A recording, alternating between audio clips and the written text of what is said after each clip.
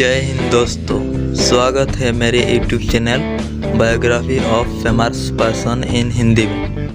एक कक्षा में सबसे पीछे रहने वाले एक बालक ने अपने गुरु से पूछा, श्रीमान, मैं अपनी बुद्धि का विकास कैसे कर सकता हूँ?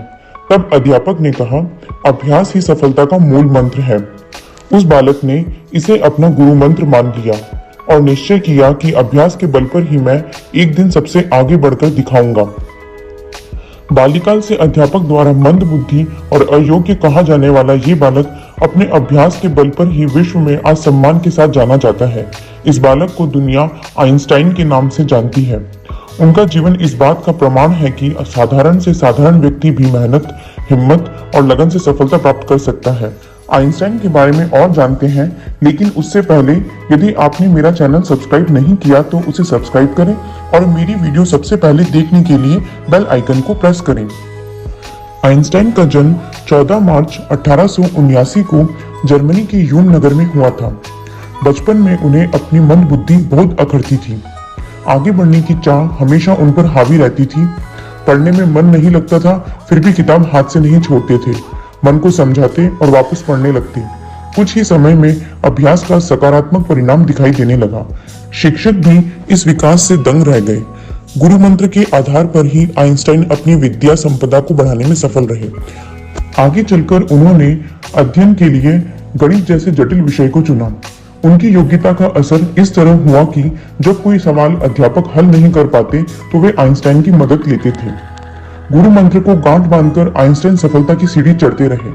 आर्थिक स्थिति कमजोर होने की वजह से आगे की पढ़ाई में थोड़ी समस्या हुई, परंतु लगन के पक्के आइंस्टाइन को यह समस्या निराश न कर सकी।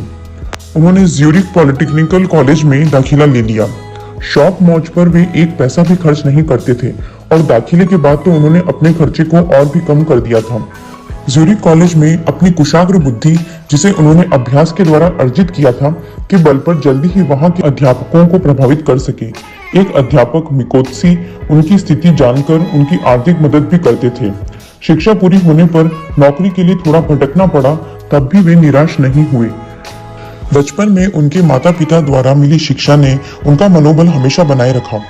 उन्होंने सिखाया था कि एक अज्ञात शक्ति, जिसे ईश्वर कहते हैं, संकट के समय उस पर विश्वास करने वाले लोगों की अद्भुत सहायता करती है।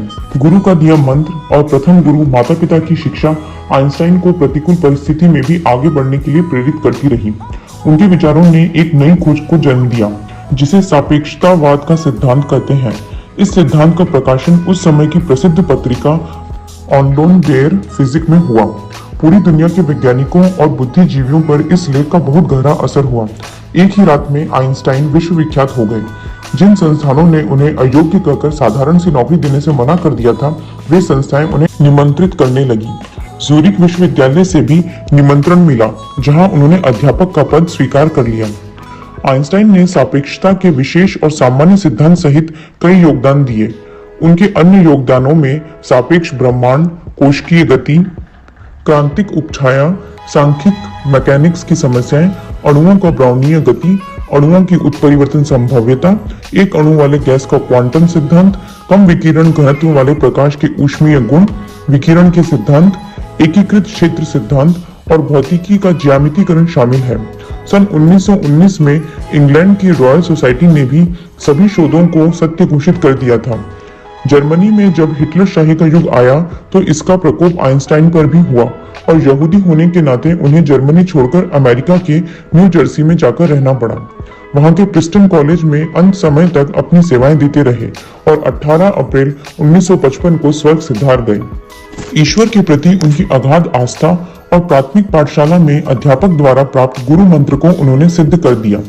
उनका जीवन मानव जाति की चीर संपदा बन गया। उनकी महान विशेषताओं को संसार कभी भी भुला नहीं सकता।